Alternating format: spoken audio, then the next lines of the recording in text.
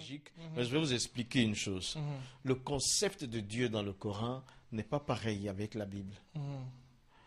Bon, tout de suite quelques points essentiels. Le Coran nous montre un Dieu qu'on appelle un Dieu unitaire. Il est un, comme ça, voilà. Mais la Bible nous donne un Dieu trinitaire. Le Père, le Fils et le Saint-Esprit font un Dieu.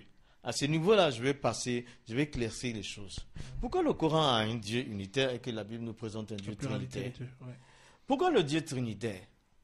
Parce que le Dieu de la Bible, le Dieu qui est dans la Bible, a cherché à venir sur terre.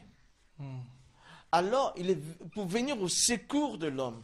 Alors, qu'est-ce qu'il s'est fait? Il est le Père, le Fils et le Saint-Esprit. Donc, il fait descendre sa parole. C'est sa parole qui prend une forme humaine.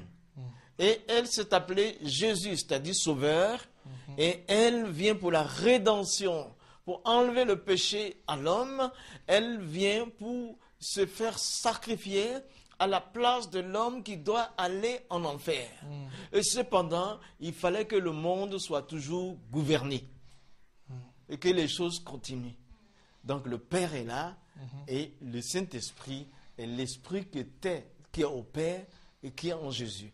Donc, c'est normal que si Dieu doit venir en forme humaine sur la terre, il faut qu'il soit en 3 éléments. C'est pour cela qu'on dit Elohim chez les Hébreux, qui veut simplement dire les dieux sans X. Alors, ce concept n'est pas dans le Coran. Le Coran, Dieu n'a pas voulu. Et puis, dans le Coran, le Dieu qui est dans le Coran, il est au 7e ciel. 7e ciel, dans le Coran, il y a 7 cieux. Il est au 7e ciel, et la Bible nous parle de 3 cieux. Bon, ensuite, le Dieu qui est dans le Coran, il dit quoi? Kul, dites, Huwa Allah, Allah. Ahadun, Allah est un. Lam yalid wa lam yulad wa lam yakun lahu kufuwan ahadun.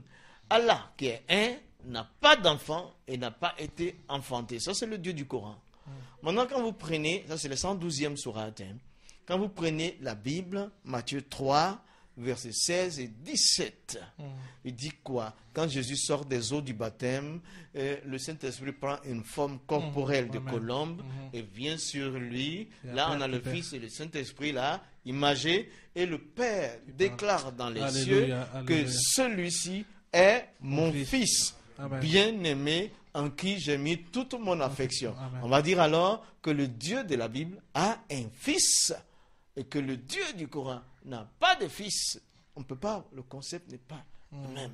Et le Dieu de la Bible dit, je te sauve par la grâce. Il dit, c'est par la grâce que vous êtes sauvés, par le moyen de la foi, c'est le don de Dieu, ce n'est point par les œuvres, afin que personne ne se glorifie. Éphésiens 2, 8, 9.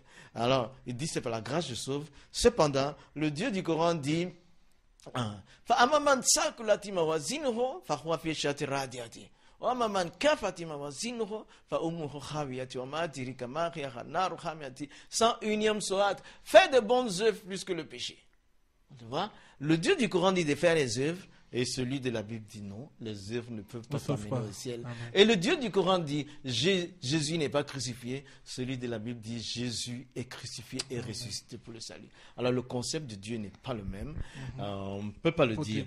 Voilà, ça c'est simplement, mais si on va plus loin, on peut en rajouter.